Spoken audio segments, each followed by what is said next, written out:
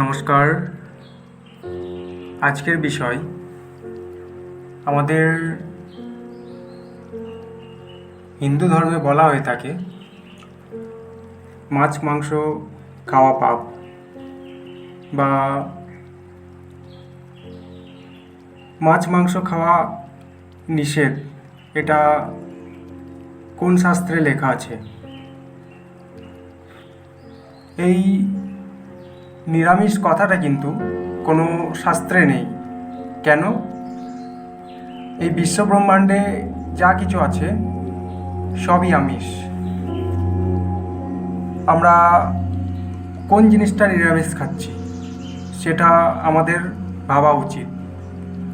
কেননা আমরা আমিষ এবং নিরামিষ উভয় খাবারের মধ্যেই জীব হত্যা হয়। একটা প্রাণী যখন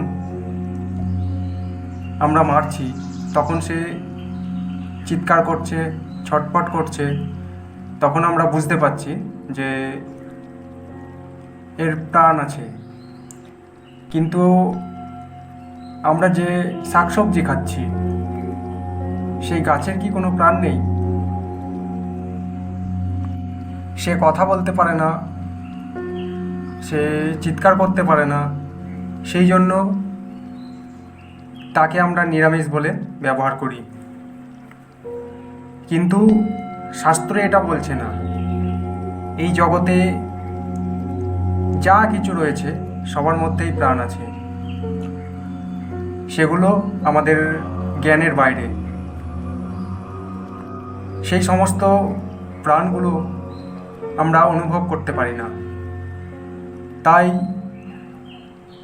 যেহেতু আমরা অনুভব করতে পারি না, তাই সেগুলোকে আমরা বলছি নিরামিষ। আর যেগুলোর প্রাণ আছে, আমরা দেখতে পাচ্ছি আমাদের ইন্দ্রিয় দ্বারা, সেগুলোকে আমরা বলছি আমিষ। এই আমিষ আর নিরামিষ কথাটা মানুষই সৃষ্টি করেছে। কোনো শাস্ত্র, কোনো দেবদেবী, কোনো ভগবান এটা সৃষ্টি করেনি। গাছেরও প্রাণ আছে এবং প্রাণীরও প্রাণ আছে। তাই যদি প্রাণী হত্যা পাপ হয় তাহলে উদ্ভিদ হত্যাও পাপ। তবে আমাদের জীবন ধারণের জন্য খাদ্য গ্রহণ করা অতি আবশ্যক। কেননা জীবনটাকে রক্ষা করার জন্য। তাই বেদে কি বলা হয়েছে? জীবস্য জীবস্মিতম, অর্থাৎ এক জীব অন্য জীবকে আহার করবে খাদ্যরূপে।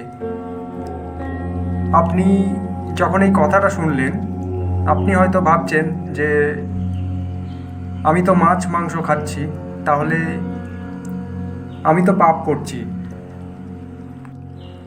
বেদই তো সর্বস্ব। বেদে তো লেখাই আছে এক জীব অন্য জীবকে খাদ্যরূপে গ্রহণ করবে। আবার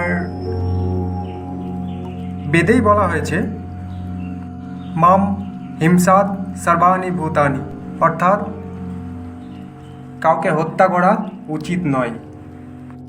এবারে আপনি ভাবুন, একদিকে বেদে লেখা আছে এক জীব অন্য জীবকে খাদ্যরূপে গ্রহণ করবে, অন্যদিকে লেখা আছে কাউকে হত্যা করা উচিত নয়।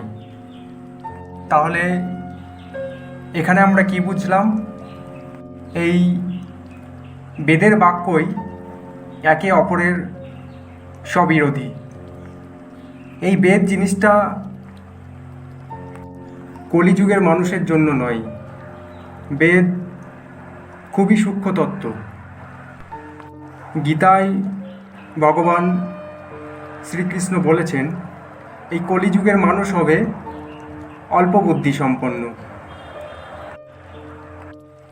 কলহপ্রিয়, সবসময় রোগের উৎপাত, এবং আয়ু কম, বুদ্ধি কম, কলিযুগের মানুষের জন্য বেদ নয়।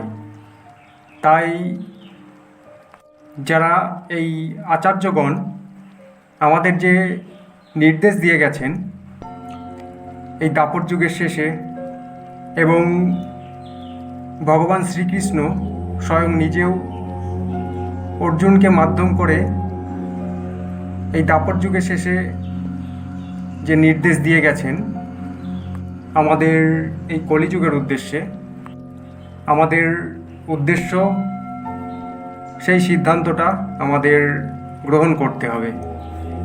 তাই এই মাছ মাংস আমিষ না নিরামিষ গ্রহণ করব কি করব না, গীতায় সুন্দরভাবে ভগবান শ্রীকৃষ্ণ সিদ্ধান্ত দিয়ে গেছেন।